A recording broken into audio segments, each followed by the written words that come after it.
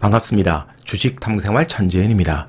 이 영상을 녹화하는 날짜는 2022년 10월 15일 토요일자고요. 이번 시간에는 10년 만기 미 국채금리가 2008년 이후 첫 4% 돌파 소식으로 나스닥 지수가 하루 만에 3.08% 폭락하는 일이 생겼습니다. 오늘은 이 내용에 대해서 살펴보고 대안주로 자사주 매입을 신청한 샘표에 대해서 알아보도록 하죠. 먼저 시황을 좀 살펴보면 우리 시간으로 목요일 밤이었죠. 미국의 9월 CPI가 발표가 됐습니다. 시장의 전망치를 좀 뛰어넘는 0.4% 증가가 나왔어요. 8월 달에 0.1% 증가, 훨씬 더 큰 폭의 증가폭을 보이고 있습니다. CPI가 개선될 것이란 기대감이 있었지만 그런 게 다 지금 꺾이는 상황이죠. 자, 연간 추이로 놓고 보면 헤드라인 CPI는 조금씩 감소되는 모습이지만 시장이 우려하는 근원 CPI는 완전히 고개를 들고 있습니다. 6.6% 증가로 나타났는데 주요 내용을 좀 살펴보면 에너지 가격은 다행히도 4.6, 5.0, 마이너스 2.1 이렇게 계속해서 마이너스권으로 감소가 되고 있죠. 그런데 식료품이 문제입니다. 식료품은 0.8, 0.8 계속 증가폭을 유지를 하고 있고 근원 물가 쪽에서의 문제는 신차가 가격이 지금 꺾이질 않고 있어요.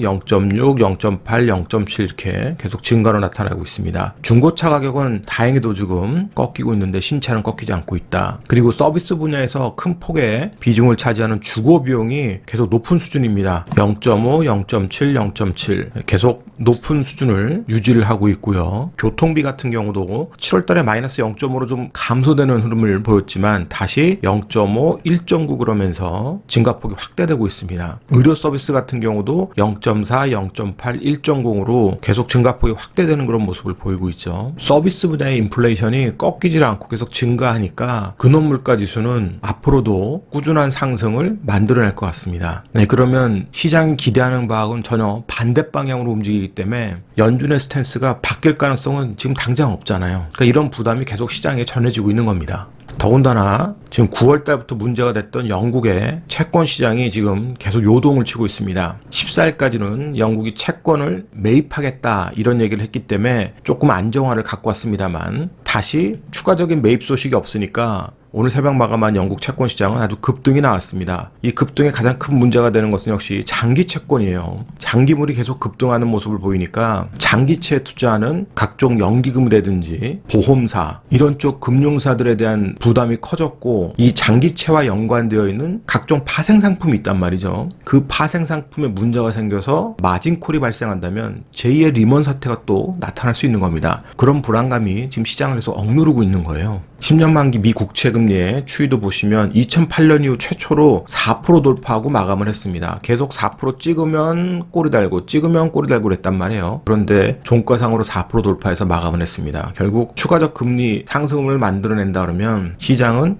거기에 대한 압박을 계속 받는 거겠죠.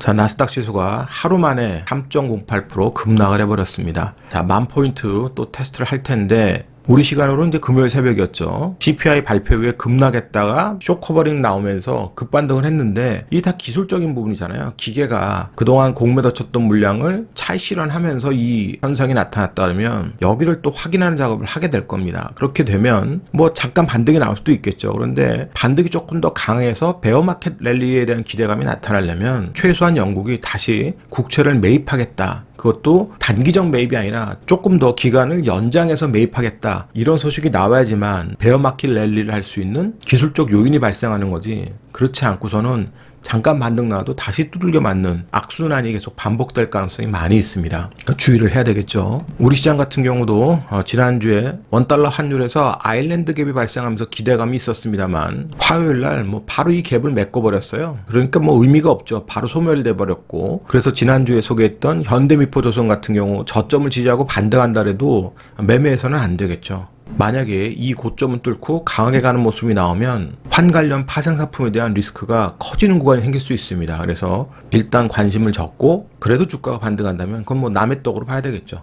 다른 종목에 관심을 갖고 매매를 해야 될 겁니다. 자, 우리 시장 또다시 바닥을 확인하는 작업을 하게 될 거고요. 반등에도 마찬가지로 쉽지 않은 반등이 될 겁니다. 자, 시장이 어려운 상황이지만 그래도 시장에는 대안주가 존재하기 마련입니다.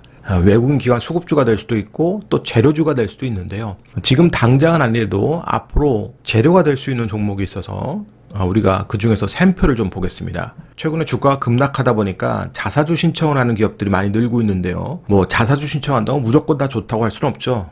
많은 비중의 자사주를 신청하고 꾸준하게 매입 소각을 한다 그러면 그 종목은 분명히 나중에 보상을 받게 되겠지만 우리나라에서는 그런 종목이 거의 없기 때문에 그런 기대감을 지금 가지기는 좀 어려운 상황이고요. 그 중에서 품절주임에도 불구하고 자사주 매입하겠다는 종목이 있으면 그 종목들은 관심을 좀 가져야 됩니다. 그 중에서 이제 오늘 샘표를 보게 될 텐데요. 샘표가 100억대 자사주를 매입할 것이라는 공시를 냈습니다. 현재도 22.8% 정도의 자사주를 갖고 있어요. 추가적으로 매입하겠다는 거고요. 매입 이유는 주가 안정화하고 주주가치 제고인데 기간이 1년 동안입니다. 그러니까 오랜 기간이기 때문에 당장은 아닐 수 있습니다. 주가가 추가적으로 더 빠지는 걸 기다릴 수도 있고요. 그런데 현재 최대주주와 특수관계인의 지분이 48.44%고요. 자사주 포함하면 71.24% 정도 됩니다.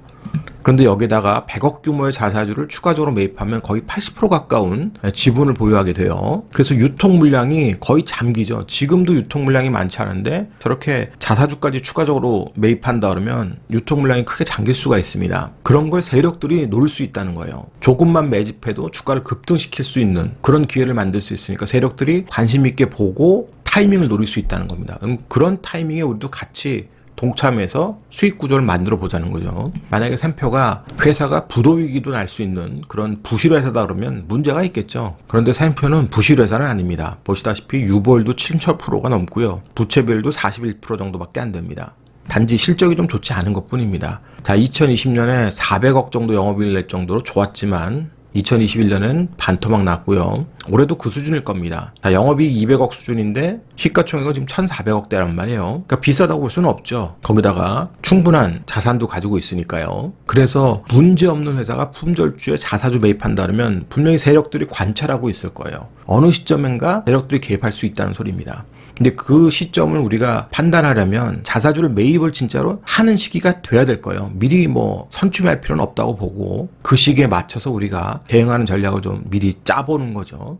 그러면 차트를 통해서 주가의 위치와 전략을 생각해 보겠습니다. 자, 샘표가 한 번씩 급등락을 했습니다. 아무래도 식료품 관련된 인플레이션 이런 얘기들이 나올 때마다 급등락을 했던 종목인데 최근에는 주가가 바닥에서 또다시 급등락하는 모습이 나왔는데 이렇게 바닥에서 급등락했던 배경은 자사주 매입 관련된 겁니다. 그런데 실질적으로 보시다시피 자사주는 지금 신청하지 않고 있어요. 1년이란 기간이 있기 때문에 천천히 할 가능성이 많습니다. 그런데 미리 이 자리에서 선취매할 필요는 없죠. 여기에 여러분들이 이제 자사주를 실질적으로 매입한다고 신청하고 매입하는 날이 뜰 겁니다. 그때 주가의 위치와 수급 보면서 워낙 거래량이 작은 종목이기 때문에 그때 여러분들이 대응하시면 되는 거예요. 그리고 다 이렇게 물려있는 자리가 있어서 세력들의 강력한 개입 없이는 올라가면 다 뚫려 맞을 수밖에 없습니다. 그러니까 세력들의 강력한 개입이 있는 시기를 기다려야 되고 그 시기는 아마도 자사주를 실질적으로 매입하는 시기가 될 것 같아요. 자, 시가총액이 지금 1,400억대입니다. PBR 0.75배고요.